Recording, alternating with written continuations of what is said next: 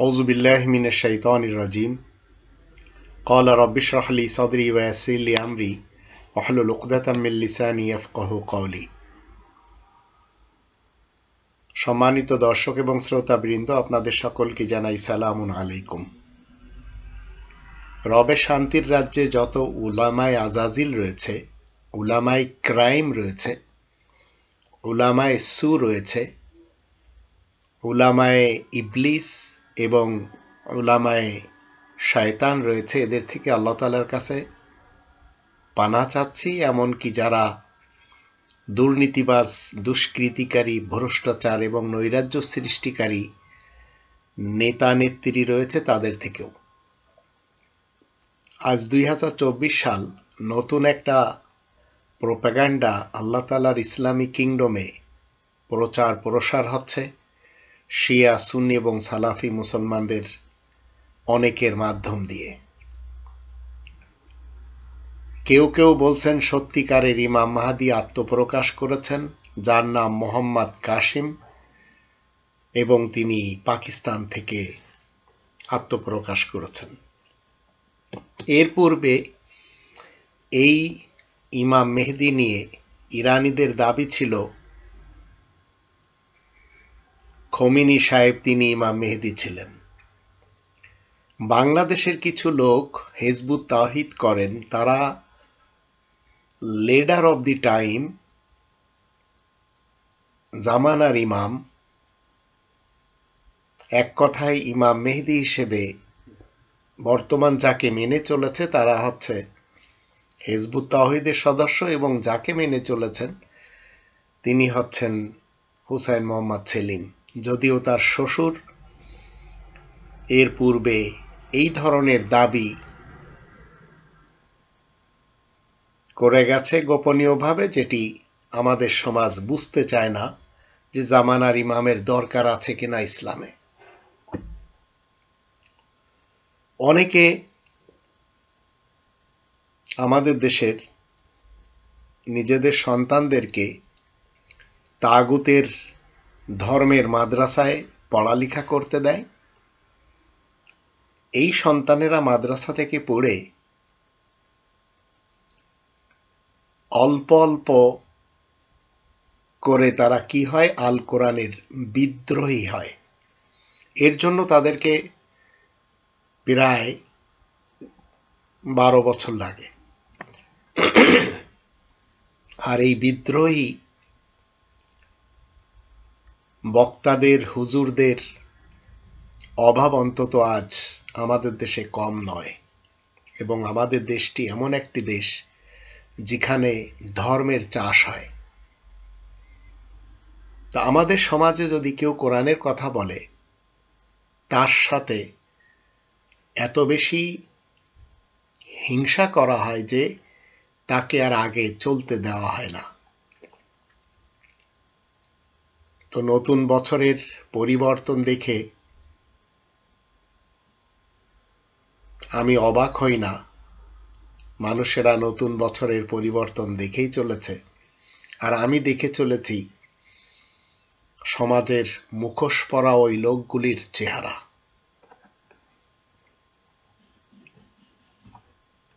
আপনার সন্তান যদি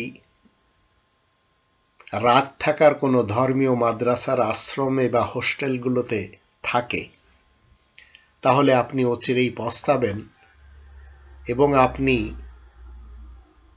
নিজেই জানতে পারবেন যে সেখান থেকে ইসলাম নয়, অন্য কিছু শিখে এসেছে। তো 2024 সালে ইমাম মেহেদীকে যারা খুঁজে পেয়েছেন তাদের ভিতরেও মতবিরোধ রয়েছে।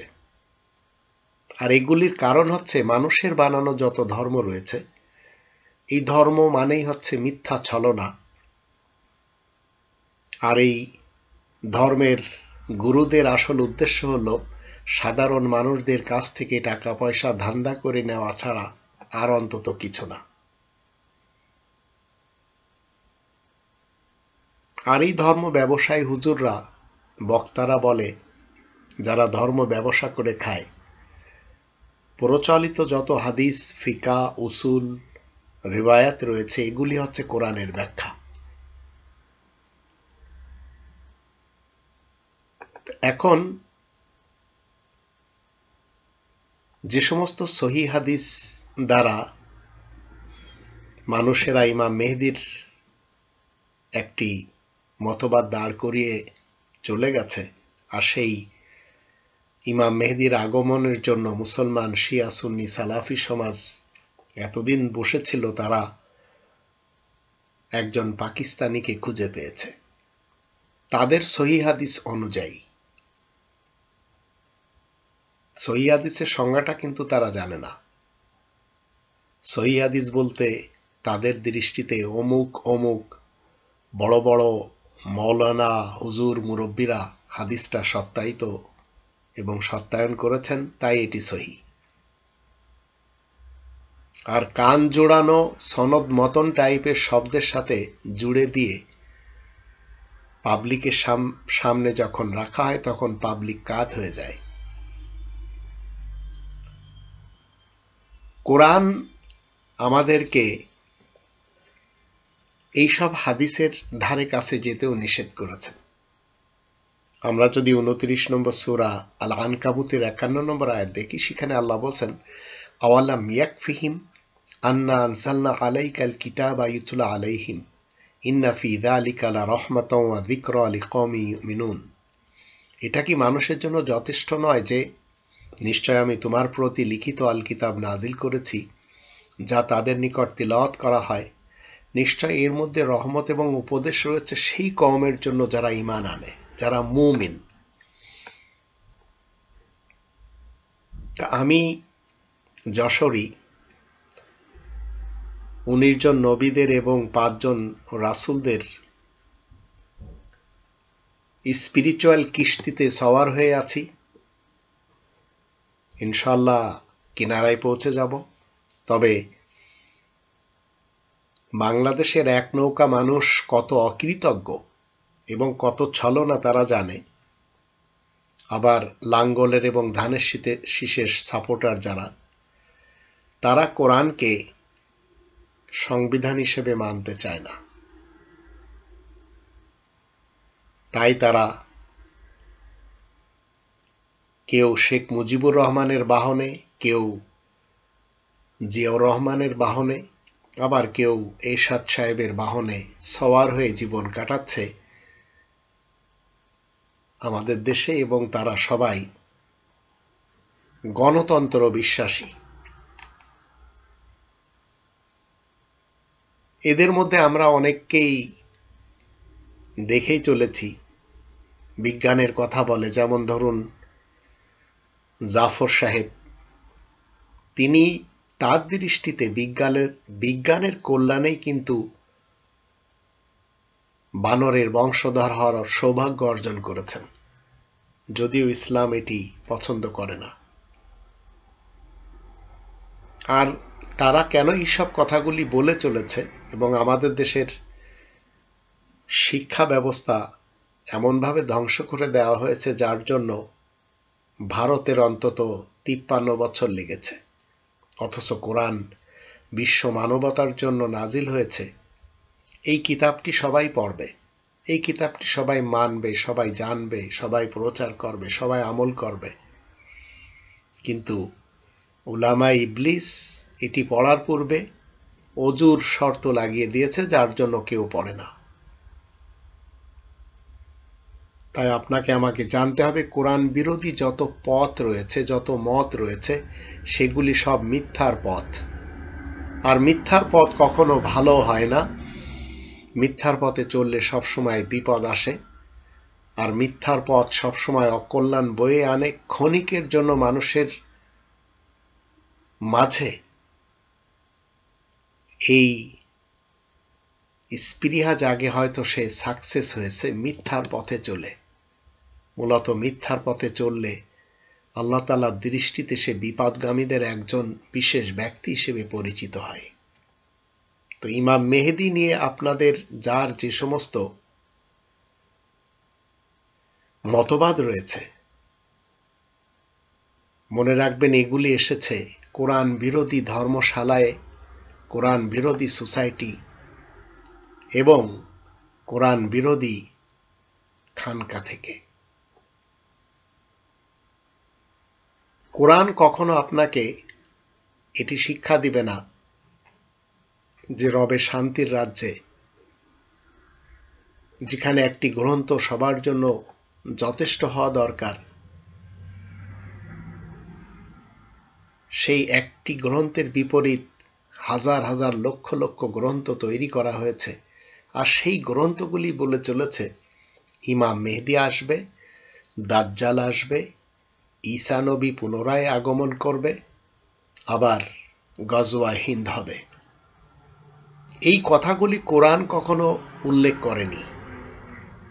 আর কোরআন আপনাকে এবং আমাকে বলে দিয়েছে যে এটি আপনার আমার জন্য যথেষ্ট হওয়া দরকার। এই কোরআনের যদি আপনি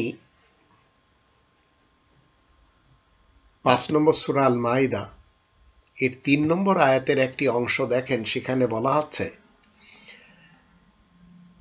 আলিয়াউমা আকমালতু লাকুম দীনাকুম ওয়া আতমামতু আলাইকুম নি'মাতি ওয়া রাদিতু লাকুমুল ইসলামা দীনা ফামান ইসতুররা ফি মাখমাসাতিন গায়রা মুতাজানিফিন লিইসমিন ফাইনাল্লাহা গফুরুর রহিম। আজকে আমি তোমাদের জন্য তোমাদের জীবন ব্যবস্থাকে পূর্ণ রূপ দান করেছি, আমার নিয়ামতকে তোমাদের জন্য পূর্ণ করে দিয়েছি। তোমাদের জীবন ব্যবস্থা হিসেবে দ্বীন ইসলামকেই শান্তির বিধিবিধান মনোনীত করেছি। হ্যাঁ, যদি কেউ ক্ষুধায় অস্থির হয়ে পড়ে আর যদি পাপের দিকে আকৃষ্ট না হয় তবে সে কথা আলাদা, সেক্ষেত্রে আল্লাহ ক্ষমাশীল দয়াময়, কথা সুনিশ্চিত। তো ইসলাম আপনার আমার জন্য কমপ্লিট করে দেওয়া হয়েছে কোরআনে। এই কোরআনের ভিতরে নেই ইমাম মেহেদী আসবে, এই কোরআনের ভিতরে নেই ঈসা রাসূল আসবে, এই কোরআনের ভিতরে নেই গজওয়া হিন্দ হতে হবে, এই কোরআনে নেই দাজ্জাল আসবে। 5 নম্বর সূরা আল মাইদার 8 নম্বর আয়াতে বলা হচ্ছে ইয়া আইয়ুহাল্লাযীনা আমানু কুনু কাওয়ামিনা লিল্লাহি শুহাদা বিল কিসত ওয়া লা ইয়াজরিমান্নাকুম শানাআনু কওমিন আলা আল্লা তা'দিলু ই'দিলু হুয়া আকরাবু লিত্তাকওয়া ওয়াত্তাকুল্লাহা ইন্নাল্লাহা খাবীরুম বিমা তা'মালুন। তোমরা যারা ঈমান এনেছো শোনো, তোমরা সবাই আল্লাহ তাআলার জন্য সত্য সঠিক সাক্ষ্যদানের কাজে তৎপর হও, আর কোনো কওমের সাথে শত্রুতার কারণে ন্যায় বিচার বর্জন করবে না। তোমরা অবশ্যই ন্যায় বিচার করবে, কারণ এই তো হচ্ছে তাকওয়ার সাথে খুবই ঘনিষ্ঠ, এবং তোমরা সবাই আল্লাহ তাআলার তাকওয়া অর্জন করে চলো। আল্লাহ বেশ জানেন তোমরা যা কিছু করে যাচ্ছ। 9 নম্বর আয়াতে বলা হচ্ছে ওয়াদাল্লাহুল্লাযীনা আমানু ওয়া আমিলুস সালিহাত লাহুম মাগফিরাতুন ওয়া আজরুন আযীম। আল্লাহ তাদের সাথে ওয়াদা করেছেন যারা ঈমান এনেছে, সংশোধনের কাজ করেছে, তাদের জন্য তো ক্ষমা ও বিরাট পারিশ্রমিক রয়েছে। আর 10 নম্বর আয়াতে বলা হচ্ছে ওয়াল্লাযীনা কাফারু ওয়া কাযযাবু বিআয়াতিনা উলাইকা আসহাবুল জাহিম। আর যারা আমার আয়াত গোপন করে কাফের হবে এবং যারা আমার আয়াতসমূহ মিথ্যা প্রমাণ করতে চাইবে, তারাই তো সংকীর্ণ জায়গার যাতনার সাহাবী। এখন যে সমস্ত লোকেরা ইমাম মেহেদী হিসেবে পাকিস্তানের কাসেমকে খুঁজে পেয়েছে, এখন পাকিস্তানের নাম তারা বদলে দেবে, কারণ অতীত থেকে তাদের মতবাদ ছিল ইমাম মেহেদী খোরাসান থেকে আসবে, আর খোরাসান থেকে মদিনাতে যাবে, তারপরে মক্কায় যাবে, সেখানে যে দাবিটা করবে। মূলত যারা কাসেমকে ইমাম মেহেদী মনে করে চলেছেন তারা অন্যদের তুলনায় আলাদা। এখন যে সমস্ত মানুষের মতবাদ ছিল কোরআন বিরোধী, যে ইমাম মেহেদীর এই যে আত্মপ্রকাশ এবং যার নাম মোহাম্মদ কাসেম ইবনে আব্দুল করিম, যার বাড়ি পাকিস্তানে,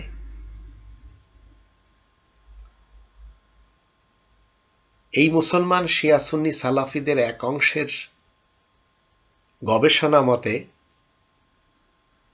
তিনি হচ্ছেন প্রমাণিত ইমাম মাহদী।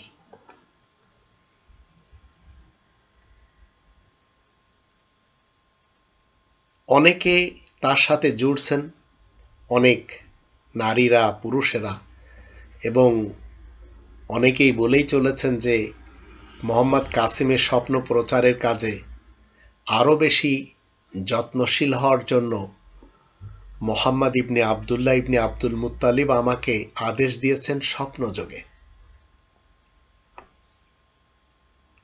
তো এই লোকগুলি আবার তার কাছ থেকে শুনছে 2024 সালের জানুয়ারিতে পাকিস্তানের কয়েকবারের প্রধানমন্ত্রী নওয়াজ শরীফ তাকে হত্যা করা হবে, এবং এই লোকটি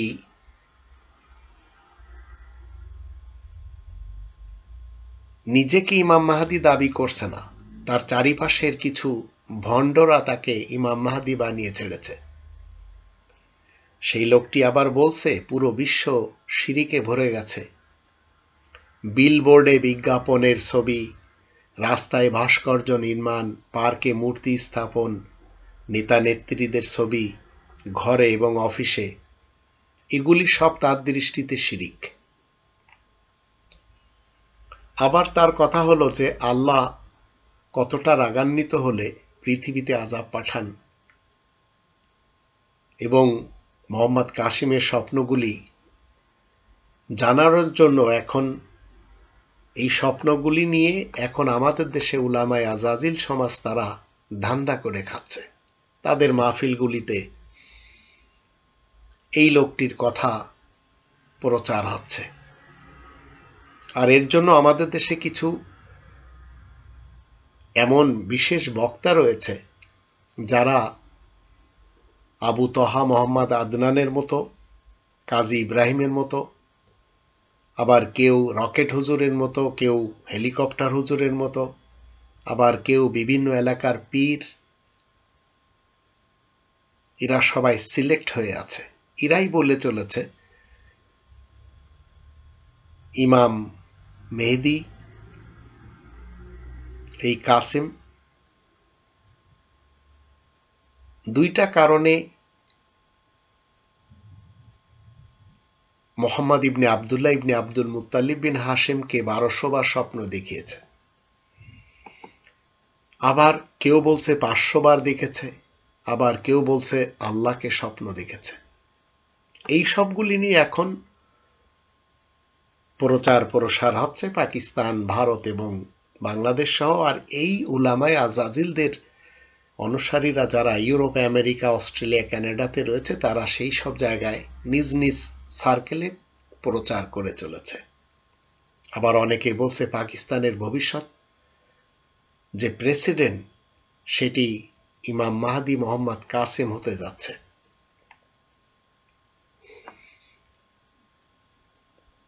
ইমাম মাহদীর যে সমস্ত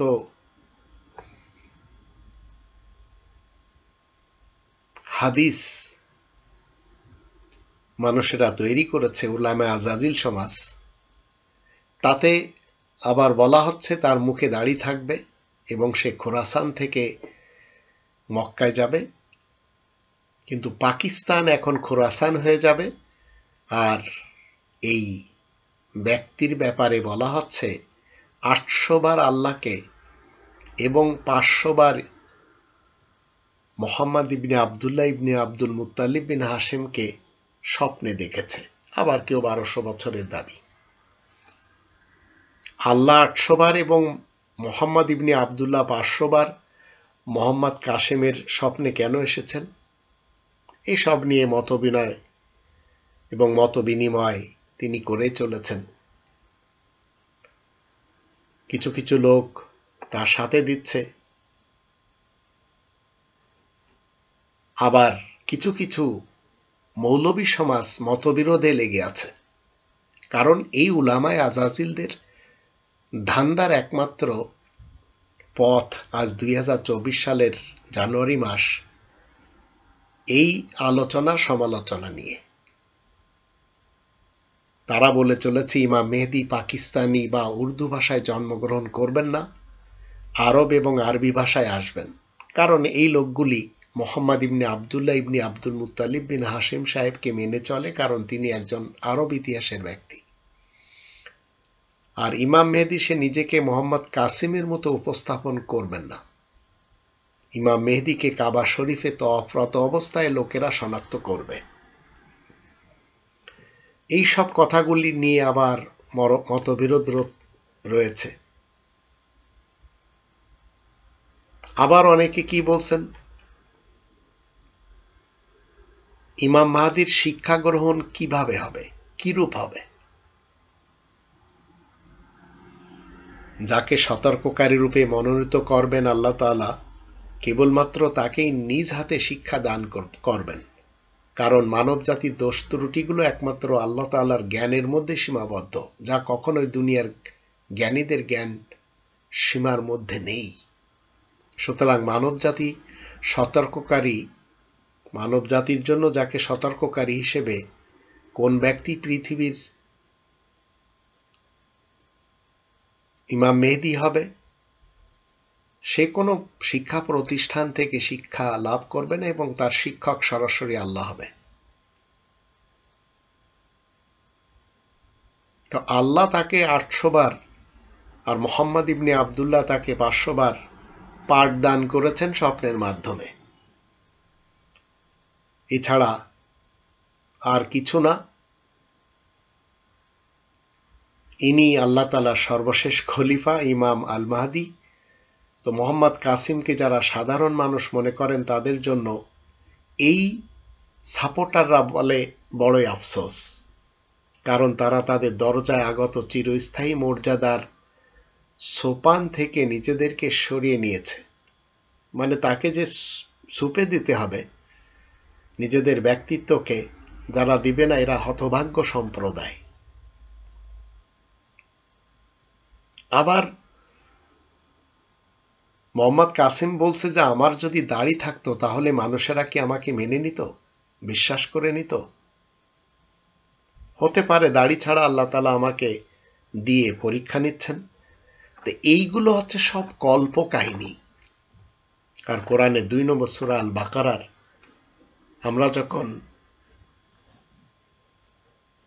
42 নম্বর আয়াত দেখি, সেখানে আল্লাহ বলেন ওয়ালা তালবিসুল হাক্কা বিল বাতিল ওয়া তাকতুমুল হাক্কা ওয়া আনতুম তা'লামুন।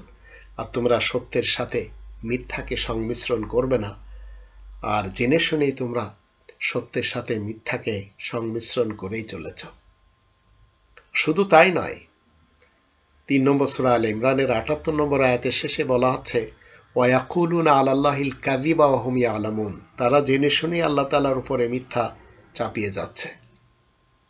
তো আজ যারা মোহাম্মদ কাসিমকে মনে করে চলেছেন যে সে আল্লাহ তাআলাকে স্বপ্ন দেখেছে, তো কোরআনের 7 নম্বর সূরা আল আরাফের 143 নম্বর আয়াত বিরোধী এই মতবাদ। আল্লাহকে দেখা যায় না। আবার যারা মোহাম্মদ ইবনে আবদুল্লাহর ব্যাপারে বলে চলেছেন যে তিনি স্বপ্নে দেখেছেন, তো যে লোকটাকে, যে চরিত্রকে মানুষ পূর্বে দেখেনি, সেই চরিত্র কিভাবে স্বপ্নে এসে বলতে পারে যে আমি হচ্ছি মোহাম্মদ ইবনে আবদুল্লাহ? আবার যারা এ যাবৎ প্রচার করে এসেছিল যে 2024 সালে ইমাম মেহেদী আসবে, তারা সত্যিকার অর্থে অনেক অর্থ কামাই করে নিয়েছে জনগণের কাছ থেকে। যেমন আমাদের দেশে কাজী ইব্রাহিম বলেন, আবু তহা আদনান বলেন, বা অন্যান্য যারা বক্তা হুজুর রয়েছে, এরা চিরকাল এই কাজই করে আসছিল যে ইমাম মেহেদী আসবে, রক্তপাত ঘটবে, নেতৃত্ব দিবে। তো ইসলাম আমাদেরকে এই ধরনের মতবাদ শিক্ষা দেয় না। সিরিয়ার লোকেরা যারা ভাবতো যে ঈসা রাসূল আসবেন, সেই সিরিয়া আজ ধ্বংস হয়ে গেছে। তো পাকিস্তানের এবং বাংলাদেশের লোকেরা যারা আজ এই লোকটাকে ইমাম মেহেদী মেনে চলেছে, বা ভারতের লোকেরা, এই মুসলমান সমাজ দিয়ে অন্তত আল্লাহ তাআলার পৃথিবীতে কখনো কল্যাণের কিছু হবে না। কারণ এদের মতবাদগুলি A to Z কোরআন বিরোধী। আল্লাহ কোরআনে যা বলেছেন মুসলমান শিয়া সুন্নি সালাফিরা সেটি মানে না। আর মুসলমান শিয়া সুন্নি সালাফিদের কাছে যে ইমাম মেহেদী আসার, দাজ্জাল আসার, ঈসা নবীর আবার আগমনের, গজওয়া হিন্দের যে সমস্ত মতবাদগুলি রয়েছে, এগুলি কখনো কোরআন সাপোর্ট করে না। তো আপনাকে আমাকে ফয়সালা করতে হবে, আপনি আমি কোন পথে যাব, কোরআনের পথে না এই উলামায়ে আজাজিলদের পথে। যদি আপনি মনে করেন যে উলামায়ে আজাজিলদের পথে গেলে আজ আমরা সঠিক হয়ে যাব এবং বিশ্ব আমাদের কন্ট্রোলে এসে যাবে, তো এগুলি আপনি করতে থাকেন, কিন্তু জীবনেও কখনো আপনার এই সুযোগটা আল্লাহ দিবে না। আপনি যতদিন কোরআনের সঠিকটা না জানবেন, ততদিন আপনি মনে রাখবেন কিছুই শেখেননি, কিছুই জানেননি। আর আপনাকে এই ভুয়া মতবাদ শেখানোর জন্য আপনার আমার শত্রুরা পিছন থেকে কলকাঠি নাড়াচ্ছে, আর মিডিয়ার খেলা ছাড়া আর কিছুই না। এখন আপনাকে চিন্তা করতে হবে যে আপনি এই ধরনের মতবাদ নিয়ে পৃথিবী থেকে যদি চলে যান, তাহলে আপনি জান্নাতে যাবেন না জাহান্নামে যাবেন, সেটি আপনি দুনিয়া থেকেই জানতে পারবেন। আল্লাহ আমাদের সবাইকে কোরআনের মহাসত্য জানার তৌফিক দান করুন। কারণ কোরআনের মহাসত্য যখন আসে তখন বাতিল চলে যায়। তাই আল্লাহ বলেন, অকুল জা আল হক ওয়া যাহাকাল বাতিল ইন্নাল বাতিলা কানা যাহুকা। সত্য যখন প্রকাশ পায় বাতিল তখন বিলুপ্তর পথে চলে যায়, আর বাতিল বিলুপ্ত হয়ে যাবে। তো এই ভুয়া ইমাম মেহেদী, আবার আমাদের দেশের ভুয়া জামানার ইমাম, এরা সবাই কোরআনের 2 নম্বর সূরা আল বাকারার 124 নম্বর আয়াতকে গোপনীয়ভাবে এবং প্রত্যক্ষভাবে অস্বীকার করে, যেখানে ইব্রাহিম রাসূলকে আল্লাহ প্রত্যেকটি সময়ের জন্য ইমাম নির্বাচন করেছেন। আর আল্লাহ বলে দিয়েছেন, ইন্নী জাইলুকা লিন্নাসি ইমামা, আমি তোমাকে মানব সমাজের জন্য ইমাম নির্বাচন করেছি। তো মানব সমাজের প্রত্যেকটি সেকেন্ডের, মিনিটের, ঘন্টার, দিনের, সপ্তাহের, মাসের এবং বছরের আর সারাটি জীবনের জন্য আপনার আমার ইমাম মেহেদী হলেন ইব্রাহিম রাসূল। কারণ 3 নম্বর সূরা আল ইমরানের 95 নম্বর আয়াতে বলা হচ্ছে, কুল সাদাকাল্লাহ, তুমি বলে দাও আল্লাহ সত্য বলছেন, ফাত্তাবিউ মিল্লাতা ইব্রাহিমা হানিফা ওয়া মা কানা মিনাল মুশরিকিন। তোমরা সবাই ইব্রাহিমের অভ্যাসের অনুসারী হয়ে যাও,